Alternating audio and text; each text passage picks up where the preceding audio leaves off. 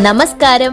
Canadian താളുകളിലെ സായാഹ്ന വിശേഷങ്ങളിലേക്ക് എല്ലാ കനേഡിയൻ മലയാളികൾക്കും സ്വാഗതം. India press club of north അമേരിക്കയുടെ കാനഡ ചാപ്റ്ററിന് പുതിയ ഭാരവാഹികൾ. ഷിബു കിഴക്കേക്കുറ്റ് പ്രസിഡന്റായും വിൻസെന്റ് പാപ്പച്ചൻ സെക്രട്ടറിയായും തിരഞ്ഞെടുക്കപ്പെട്ടു. അനീഷ് മാരാമറ്റം ട്രഷററായും ഡേവിസ് ഫെർണാണ്ടസ് ജോയിന്റ് സെക്രട്ടറിയായും തിരഞ്ഞെടുക്കപ്പെട്ടു. കാനഡയിലെ വിവിധ മാധ്യമ പ്രവർത്തകരെ ഒരു കുടക്കീഴിൽ കൊണ്ടുവരിക എന്ന ഉദ്ദേശ ലക്ഷ്യത്തോടെയാണ് press club of north America Canada chapter പുതിയ ഭരണസമിതിയെ തിരഞ്ഞെടുത്തത്. റഷ്യയുടെ നാവിക കപ്പലിനെ സാഗൂതം നിരീക്ഷിച്ച് കാനഡ. ബുധനാഴ്ച ക്യൂബൻ തുറമുഖമായ ഖവാനയിലെത്തിയ റഷ്യൻ നാവികസേനാ കപ്പലിനെ വിടാതെ പിന്തുടർന്ന കനേഡിയൻ സേന. ഉക്രൈന് എതിരായുള്ള യുദ്ധത്തിൽ ഉപയോഗിക്കാനുള്ള മാരക ആയുധങ്ങളടങ്ങിയ ചരക്കുകൾ കപ്പലുകൾക്കുള്ളിൽ ഉണ്ടാകുമെന്ന നിഗമനത്തിലാണ് കാനഡ.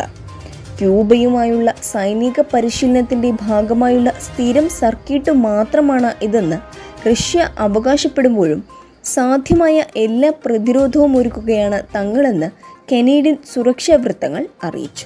ടൊർണാഡോയും തണ്ടർസ്ട്രോമും പ്രതീക്ഷിച്ച് ടൊറന്റോ. ടൊർണാഡോയും ഇടിമിന്നലും ടൊറന്റോയെ ഗ്രസിപ്പിക്കുമെന്ന് വെതർ കാനഡ. ഇന്നു രാത്രി 8 മണിക്കും 9 മണിക്കുമിടയിൽ ടൊറന്റോയിൽ ശക്തമായ കാറ്റും മഴയും ഇടിമിന്നലും ഉണ്ടാകുമെന്നും ജനങ്ങൾ ജാഗ്രതയായി ഇരിക്കണമെന്നും കാലാവസ്ഥാ വകുപ്പിന്റെ മുന്നറിയിപ്പിൽ പറയുന്നു. പെൻഷൻ പ്രായത്തിൽ ലഘൂകരണം വരുത്തി ഫെഡറൽ സർക്കാർ.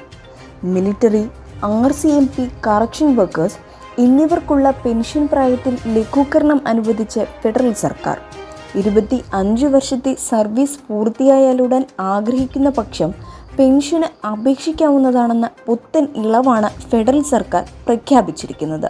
മുഴുവൻ പെൻഷൻ ആനുകൂല്യങ്ങളോടും കൂടി കാത്തിരിപ്പില്ലാതെ വിരമിക്കാമെന്ന തീരുമാനം വലിയ ഹർഷാരവത്തോടെയാണ് പ്രസ്തുത ജീവനക്കാർ വരവേറ്റത്. അപ്പോൾ ഇന്നത്തെ കനേഡിയൻ സായാഹ്ന വിശേഷങ്ങൾ ഇവിടെ അവസാനിക്കുന്നു. ഇത് നിങ്ങളിലേക്ക് എത്തിച്ചത് Polaris dental, Brampton, Latha Menon, barrister solicitor of Menon law professional corporation, Kerala curry house, Mississauga, Joju Augustine real estate broker.